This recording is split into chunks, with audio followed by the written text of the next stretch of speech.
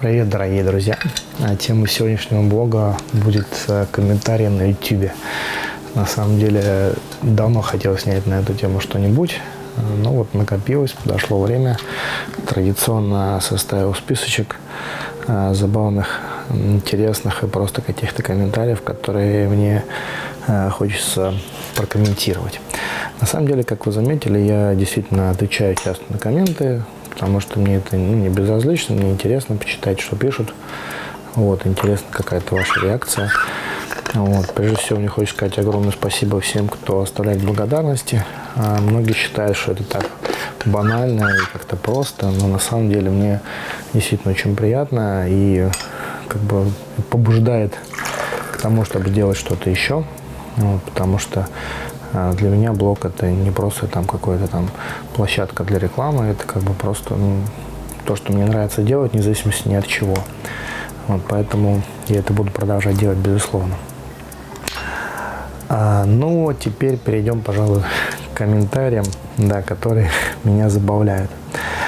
Некоторые из этих людей, конечно же, могут быть не очень приятные, некоторые, может быть, просто хотят как-то там самоутвердиться или еще что-то. Ну, скажем, комментарии бывают самые разные. Вот, и прежде всего мне хотелось бы сказать про комментарии такие, скажем, поверхностные и глупые. Вот, это очень смешно, я их чаще всего удаляю, к сожалению, потому что, ну, зачем они, собственно, на канале нужны. Это единственное, что я удаляю. Какую-то разумную критику или какие-то предложения, конечно, все оставляю, даже бывает общаюсь с этими людьми в дальнейшем. Насчет глупых комментариев. Самое смешное, это было последнее, наверное, к одному из видео. Значит, кто-то написал обалдеть, типа, ну там обалдеть, все это я заменил на более литературный синоним, другое слово. Почти 400 видео и все про чай, что он вообще делает с моим мозгом. Ну, то есть явно какой-то молодой паренек, очень который привык смотреть топ Ютуба и всяческих бестолковых, бессодержательных блогеров, которые снимают какие-то там влоги ни о чем, вообще не имеющие никакого смысла. Вот, просто, я не знаю, кому это интересно, но кто-то, наверное, смотрит как такую визуальную жвачку. Вот, и они, конечно, удивляются, когда кто-то там какой-то узкой тематике посвящает там столько времени, столько видео. Вот, ну, бывает. Дальше, значит, это моя любимая вообще тема, пожалуй. Она причем возникла недавно снова. Какой-то некий Андрей или Алексей, значит, написал мне следующее. Значит, снова было одно видео, значит, оно называется, по-моему, сейчас помню, видео называется «О региональных чайных брендах». Вот это вот видео. Можете его тоже посмотреть, почитать комменты. Значит, там написано «Хватит сёрбать». То есть не надо делать вот так. Специально сёрбну, вот именно прямо так вот.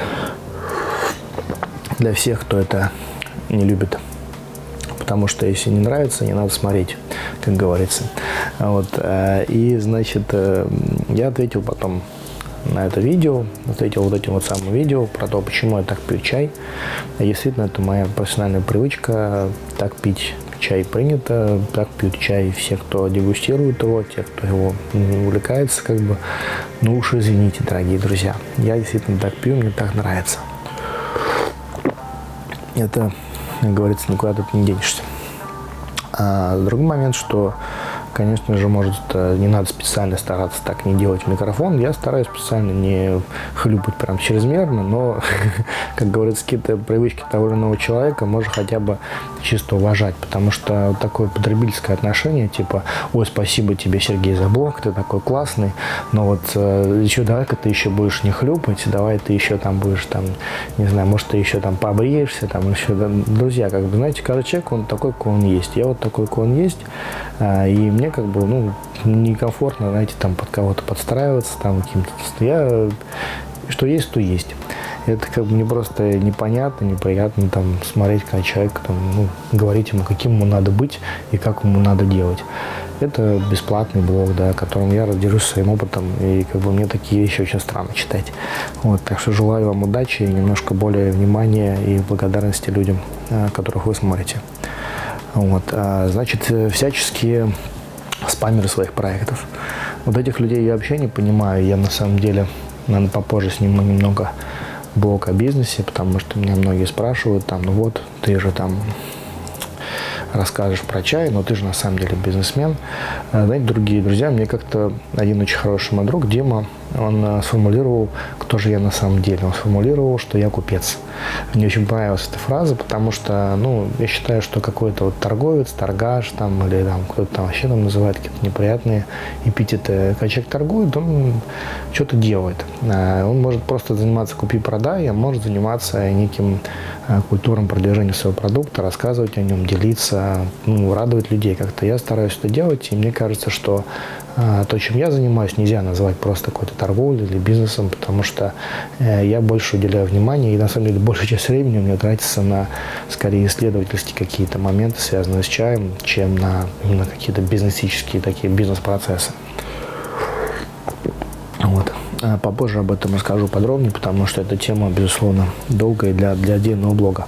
Да, поэтому меня вот удивляют всячески вот эти спамеры, которые думают, что они напишут под моим там видео какой-то комментарий: купи там чай здесь там лучше, дешевле, там, или просто там, купи. Понятно, что этот комментарий тут же банится YouTube, во-первых, вот автоматически, потому что у меня настройки такие стоят.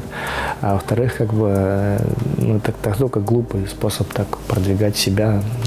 Придумайте что-нибудь новое, интересное, сделайте это лучше, чем другие, или интереснее, или просто по-своему, и будет вам счастье. Да, значит, дальше. Всякие разного рода советчики. Это из разряда вот просербать, но только, может быть, более интеллигентно. На самом деле, многим из этих людей я очень благодарен. То есть мне пишут там какой-то совет: Сергей, а вот было бы здорово вот это, было бы здорово вот то. Спасибо большое. И на самом деле пишите, есть что-то разумное, то, что мне помогает стать лучше, измениться, как-то совершенствоваться. Безусловно, надо с благодарностью такое принимать. И я на самом деле в основном с благодарностью и принимаю. Но есть некий такой другой вид этих советчиков, которые занимаются пишут это не с целью, чтобы мне там помочь как-то измениться, исправиться, улучшить, а с целью как-то самоутвердиться, что вот нет, ну хорошо, желаю вам удачи, и вы можете найти другие площадки для самоутверждения. Это мой личный блог, я говорю и пишу то, что я чувствую. Вот. Ну и в какой-то степени я представляю нашу компанию, но все-таки в основном это личный блог. Значит, еще комментарии часто бывают, откуда этот трек. Дорогие друзья, я просто специально расскажу, чтобы эта тема не возвращаться снова, хотя я не уже говорил в одной из тем ответов на вопрос, по-моему, вот этой вот на Кипре снимал давно как-то.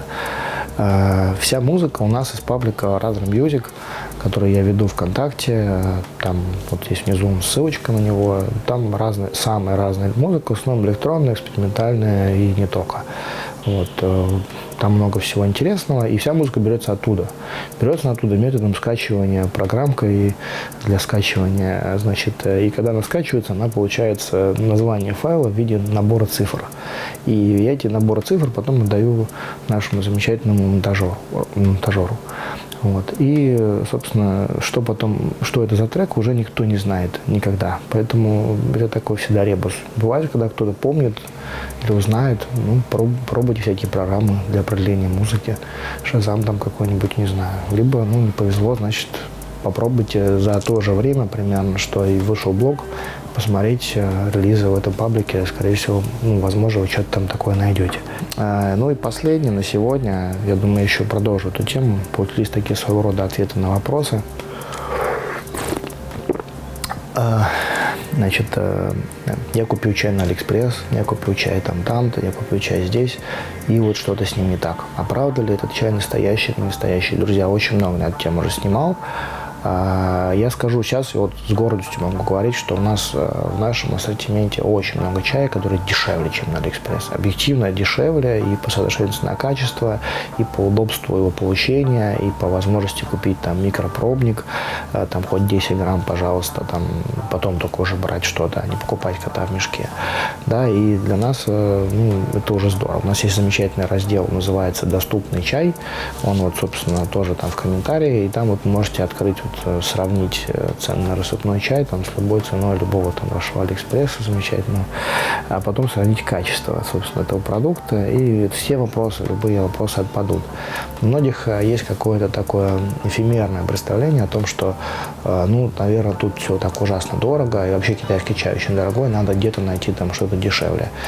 Безусловно, конечно, в целом можно найти что-то дешевле, но вопрос именно возможности выбрать столько всего и найти именно такой ассортимент, найти именно проделать такую же работу.